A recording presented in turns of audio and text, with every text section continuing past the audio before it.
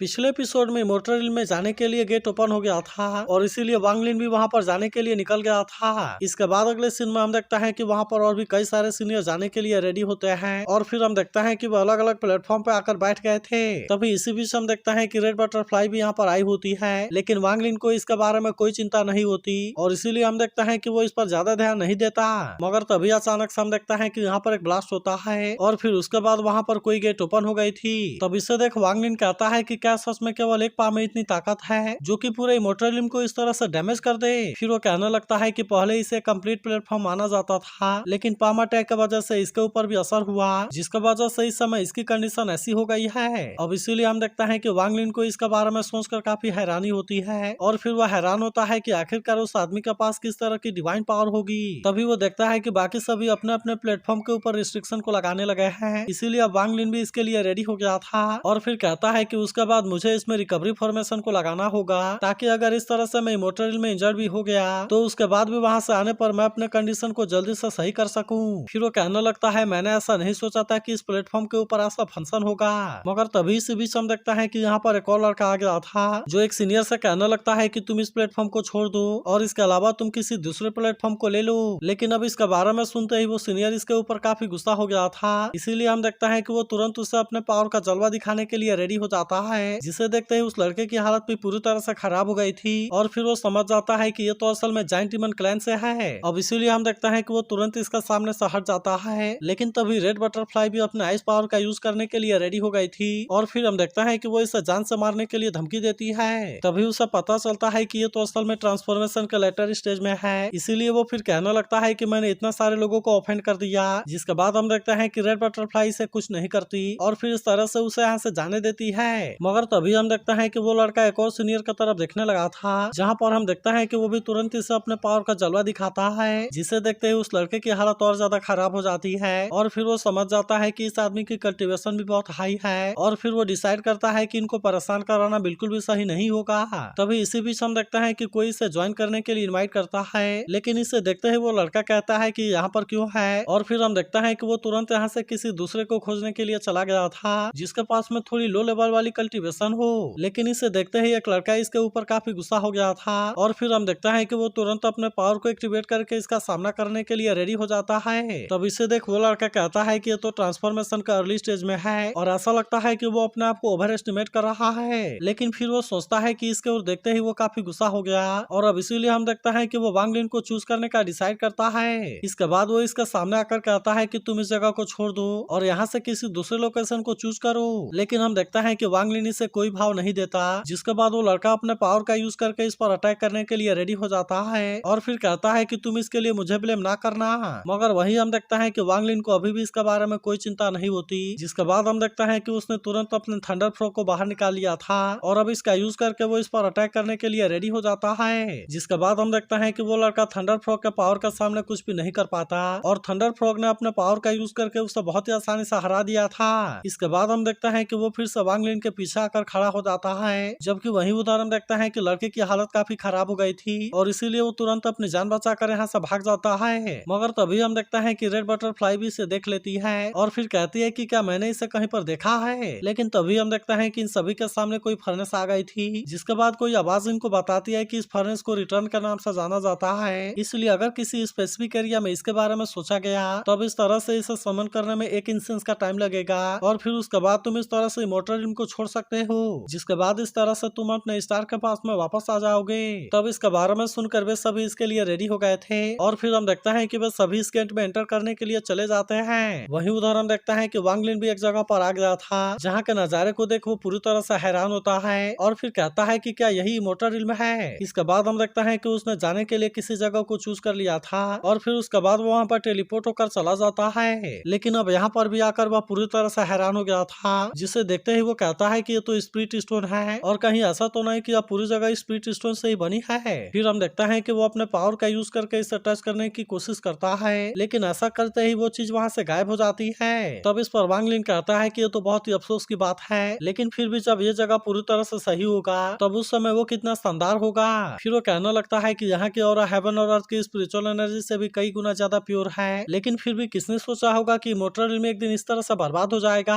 फिर वो कहने लगता है कि इमोर्टल रिल्म की और अभी अब यहाँ से गायब होने वाली है। इसलिए आखिरकार वो किस तरह की डिवाइन पावर होगी जिसने की इमॉर्टल पैलेस को इस तरह से बर्बाद कर दिया होगा। मगर अभी भी हम देखते हैं कि उसे इसके बारे में ज्यादा कुछ समझ में नहीं आ रहा था और इसीलिए वो भी सोचने लगता है कि आखिरकार उस समय यहाँ पर क्या हुआ होगा। इसके बाद हम देखते हैं कि वो इसी तरह से इस जगह में घूमने लगा था और फिर कुछ दिन के बाद वो 5th इमॉर्टल किंग के रेन में आता है, जहाँ पर उसके सामने सेलेस्टियल हुआसियान का एक मॉन्यूमेंट भी लगा हुआ था। वहीं उधर हम देखता है कि लीगुओ भी इस बात से पूरी तरह हैरान होता है और फिर कहने लगता है कि केवल एक इमॉर्टल का पैलेस इतना ज्यादा लग्जूरियस है तो फिर इमॉर्टल किंग का पैलेस कितना ज्यादा शानदार होगा। वहीं वांग लिन कहने लगता है कि ये मॉन्यूमेंट पैलेस के बाहर लगा होना चाहिए ताकि इस तरह से सभी इसे देख सके, लेकिन अब तो इस समय ये पैलेस वाले एरिया के अंदर है और अब इसी वजह से उसे डाउट हो जाता है कि इसमें कोई अजीब बात है। अब इसीलिए हम देखते हैं कि वांग लिन अपने पावर का यूज करके इसके बारे में चेक करने के लिए रेडी हो गया था, जहाँ पर उसे पता चलता है कि इसमें तो बैन की फ्लक्चुएशन है। इसीलिए हम देखते हैं कि वांग लिन इसके बारे में और ज्यादा पता लगाने के लिए रेडी हो गया था और वो इसके लिए मॉन्यूमेंट को वहाँ से हटा देता है, जिसके बाद उसे पता चलता है कि इसके नीचे तो इमॉर्टल रिल्म का ऑरा है। जिसके बाद हम देखते हैं कि वांग लिन इसे एब्जॉर्ब करने के लिए रेडी हो गया था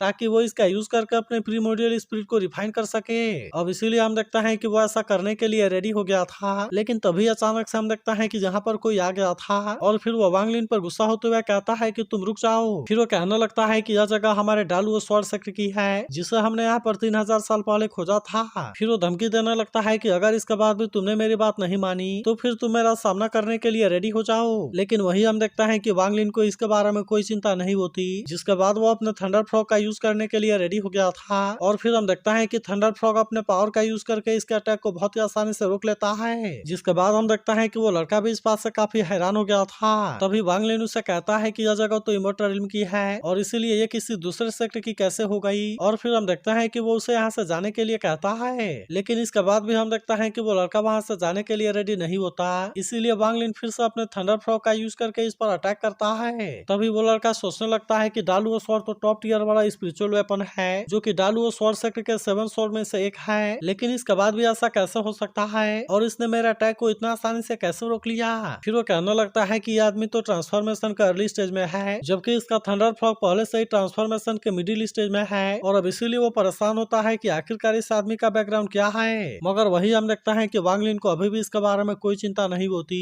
और फिर वो कहने लगता है कि इमॉर्टल रिल्म भले ही चकनाचूर हो गया है और भले ही इमॉर्टल पैलेस का फॉर्मेशन डिस्ट्रॉय हो गए हैं, लेकिन उसके बाद भी उसमें कुछ ऑपरेशनल इफेक्ट है जो कि धीरे धीरे अपने आप ही इमॉर्टल रिल्म के ऑरा को कलेक्ट करेगा और फिर उस तरह से वो इमॉर्टल एनर्जी के कण में चेंज हो जाएगा। अब इसीलिए वो समझ जाता है कि डालू स्वॉर्ड सेक्टर को इसके बारे में जैसे ही पता चला उन्होंने इस स्टोन टैबलेट का यूज करके इसे कवर कर दिया। इसके अलावा वे किसी को यहाँ पर रेगुलर भी भेजते रहे ताकि इस तरह से वे इसे कलेक्ट कर सके। अब इतनी बात कहने के बाद वो उससे कहता है कि क्या मैंने जो कहा उसमें कोई गलती है, लेकिन अब हम देखते हैं कि वो लड़का इसके बारे में ज्यादा कुछ नहीं बोलता और वो समझ जाता है कि वो इसका सामना करने के लिए ज्यादा कुछ नहीं कर सकता। वहीं उधर हम देखता है कि वांग लिन ने इमॉर्टल एनर्जी के क्रिस्टल को ले लिया था और फिर कहता है कि तो जावा किंगडम के आधे स्पिरिचुअल पावर के बराबर है, लेकिन वही उधर हम देखता है कि वो लड़का भी इतना आसानी से मानने वाला नहीं होता और हम देखता है कि वो फिर से अपने पावर का यूज करके इस पर अटैक करने के लिए रेडी हो गया था और कहता है कि इस तरह से मैं तुम्हें केवल कुछ टाइम के लिए भी तो रोक सकता हूँ। लेकिन वही हम देखता है कि वांग लिन को अभी भी इसके बारे में कोई चिंता नहीं होती क्योंकि इसका थंडर फ्रॉग ने अपने पावर का यूज करके एक बैरियर को क्रिएट कर दिया था जिसकी वजह से उस लड़के की पावर इसके सामने कुछ भी नहीं कर पाती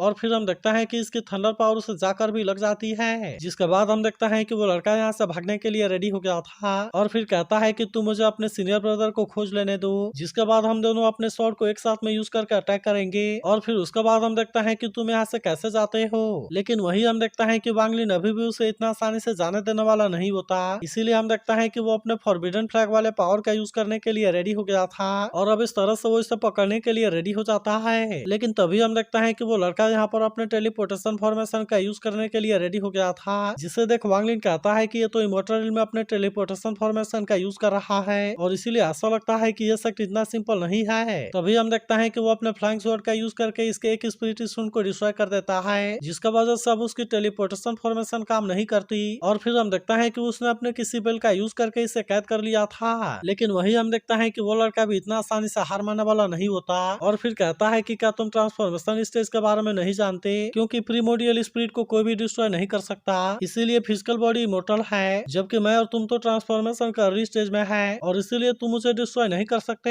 लेकिन वही हम देखता है कि वांग लिन को अभी भी इसके बारे में कोई चिंता नहीं होती और वो फिर से इसके ऊपर अपने पावर का यूज यूज करने लगता है और फिर कहता है कि इस ट्रेजर का नाम सनरेड गोल्ड बेल है, जो कि पहले किसी एंशिएंट कल्टीवेटर का लाइफ बाउंड मैजिकल टूल हुआ करता था। इसलिए प्रीमोर्डियल स्पिरिट को रिफाइन करने में ज्यादा टाइम नहीं लगेगा। अब इतनी बात कहने के बाद हम देखता है कि वो फिर से इस पर अपने पावर का यूज करने लगता है, जिसका वजह से वो लड़का इसका सामने कुछ भी नहीं कर पाता। और फिर हम देखता है कि वो इसका सामने अपने जान के लिए भीख मांगने लगता है। फिर वो कहने लगता है कि तुम मुझे यहाँ से जाने दो और मैं तुम्हें अपना सोल ब्लड भी देने के लिए रेडी हूँ। लेकिन वही अब हम देखता है कि वांग लिन इसके लिए रेडी नहीं होता और फिर कहता है कि इसमें काफी देरी हो गई। तभी लिग वो कहने लगता है कि जैसे ही उसका स्टोरेज बैग हमारे हाथों में आ जाएगा तब इस तरह से डालू स्वॉर्ड सेक्टर के टेलीपोर्टेशन फॉर्मेशन का हम भी यूज कर सकते हैं। लेकिन वही वांग लिन को पता था कि इस आदमी के प्रीमोर्डियल स्पिरिट को रिफाइन होने में टाइम लगेगा और इसीलिए वो कहता है कि इसमें जल्दीबाजी करना बिल्कुल भी सही नहीं है। अब इसके कुछ दिन के बाद हम देखता है कि वांग लिन एक बहुत पुराने ट्री के सामने आ गया था, जहाँ वो कहने लगता है कि इन 10,000 साल वाले इमोर्टल ट्री के लिए बहुत ही अफसोस की बात है, क्योंकि अगर वे मुरझाए नहीं होते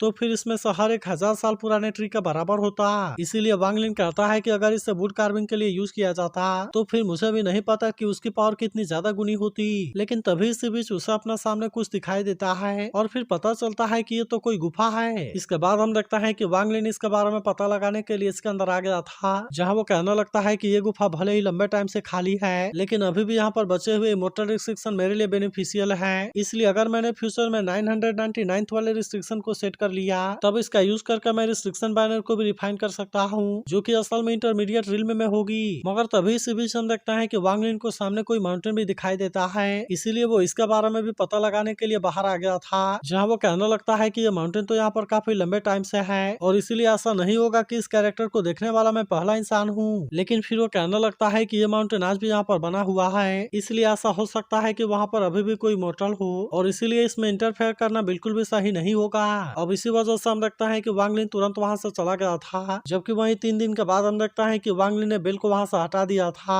और फिर कहता है कि अब इसका टाइम आ गया। इसके बाद हम देखता है कि वांग लिन सबसे पहले उस आदमी के स्टोरेज बैग को चेक करता है, जहाँ पर हम देखता है कि उसमें टॉप क्वालिटी वाले बहुत सारे स्पिरिट स्टोन होते हैं और इसलिए इसे देखते ही लीगो भी इस बात से काफी हैरान हो गया था। लेकिन तभी इसी बीच हम देखता है कि वो आदमी असल में अपने स्वॉर्ड के अंदर छुपा हुआ था, जो कि मौका देखते ही तुरंत अपने पावर का यूज करने के लिए रेडी हो जाता है और फिर हम देखता है कि वो अपने स्वॉर्ड से इस पर अटैक करने के लिए रेडी हो गया था। लेकिन अभी भी हम देखता है कि वांग लिन को मार पाना इतना आसान नहीं होता, क्योंकि वांग लिन ने अपने पावर का यूज करके इस पर बहुत ही आसानी से अटैक कर दिया था, जबकि वहीं उधर हम देखता है कि वो इसके स्वॉर्ड के अटैक को भी बहुत ही आसानी से रोक लेता है। लेकिन वहीं अब हम देखता है कि उस लड़के की हालत पूरी तरह से खराब हो गई थी और फिर वो वांग लिन से कहता है कि तुमने तो असल में पहले से इसकी तैयारी की थी। जिसके बाद वांग लिन उससे कहता है कि अगर मैं इस स्वॉर्ड को बचाना नहीं चाहता तो फिर तुम्हें मेरे ऊपर अटैक करने के लिए भी कोई चांस नहीं मिलता। तभी वांग लिन देखता है कि स्वॉर्ड के अंदर सैकड़ों रिस्ट्रिक्शन है, जो कि सच में रिस्ट्रिक्शन बैनर के जैसे होते हैं। तभी हम देखता है कि वो अपने पावर का यूज करके इसके टोकन को भी चेक करता है, जिसमें से कोई आवाज बताती है कि हमारे ग्रेट डालू और स्वॉर्ड सेक्टर के पास में इमोर्टल रिल्म के 37 फ्रेगमेंट हैं, जिसमें से हर किसी में सेक्टर का टेलीपोर्टेशन पॉइंट लगा हुआ है। इसीलिए जिस किसी के पास में भी ये टोकन होगा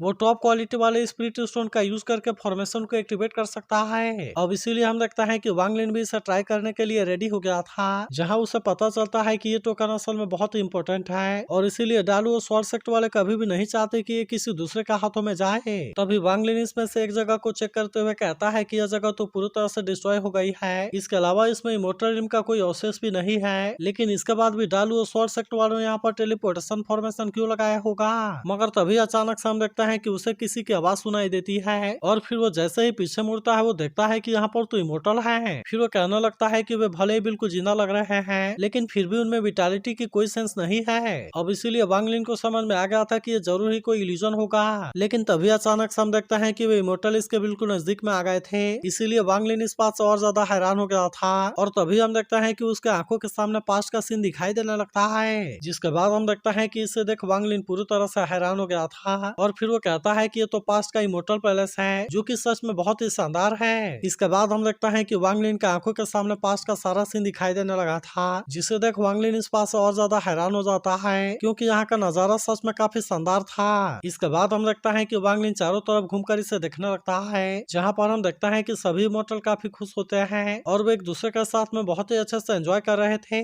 तभी वांग लिन देखता है कि एक इमोर्टल ट्री के ऊपर बैठा हुआ है, जो कि अपने मर्जी से बहुत सारे चीजों को क्रिएट कर रहा था। अब इसीलिए हम देखता है कि वांग लिन की हैरानी और भी ज्यादा बढ़ गई थी और फिर वो कहने लगता है कि ये तो बिल्कुल ऐसे फील हो रहा है जैसे कि हेवन और अर्थ की पावर मेरे हाथों में हो और फिर हम अपने मर्जी से जैसे चाहे इसे यूज करें और इस तरह से हम इसे किसी भी तरह से चेंज कर सकते हैं। अब इसीलिए वांग लिन कहता है कि क्या इमोर्टल का अर्थ है। फिर वो कहने लगता है कि इमोर्टल में तो ऐसी पावर है और इसीलिए ऐसा कैसे हो सकता है कि इमोर्टल इस तरह से डिस्ट्रॉय हो गया। तभी अचानक से हम देखता है कि यहाँ पर आसमान में कुछ होने लगता है और फिर कोई अपने पाम का यूज करके इन पर अटैक करने के लिए आ गया था, जिसे देख वांग लिन को इसके बारे में कुछ भी समझ नहीं आता और फिर वो कहता है कि यह तो केवल एक पाम है। लेकिन वही अब हम देखता है कि सभी इमोर्टल भी इसका सामना करने के लिए रेडी हो गए थे। इसीलिए हम देखता है कि वे सभी अपने अपने पावर को एक्टिवेट कर लेते हैं और अब इस तरह से इसका यूज करके वे इसे रुकने के लिए रेडी हो गए थे। लेकिन फिर भी हम देखते हैं कि इनमें से किसी के पावर इसके सामने कुछ नहीं कर पाती, जिसके वजह से वे इसके सामने कुछ भी नहीं कर पाते